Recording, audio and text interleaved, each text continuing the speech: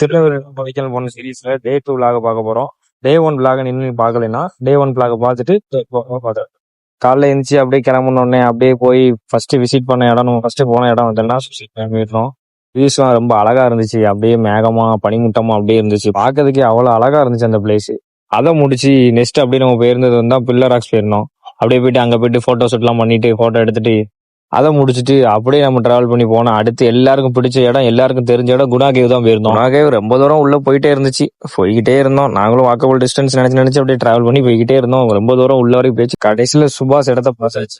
நாங்க தான் சுபாஷ் அந்த இடத்த பார்க்க வந்திருக்கோம்னு பார்த்தா எக்கச்சக்க கூட்டமா இருந்துச்சு. இந்த இடம்னா ரொம்ப கிரௌடு. எல்லாரும் சுபாஷ் பார்க்க வந்திருக்காங்க. அடுத்து நெக்ஸ்ட் டிராவல் பண்ணும்போது பைசனை பார்த்தோம். வீடியோல காமிக்க பாருங்க பைசன் எப்படி இருக்கான்ட்டு. இங்க இருந்து பார்க்கும்போது பழனி முருகர் கோயிலுக்கு வியூ பாயிண்ட்னு சொல்லி சொன்னாங்க. அதனால நாங்களும் பார்த்தோம். அதை முடிச்சுட்டு அப்படியே நெக்ஸ்ட் எங்க போனோம்னா நம்ம பூம்பாறையில இருக்க முருகன் கோயிலுக்கு தான் போயிருந்தோம்.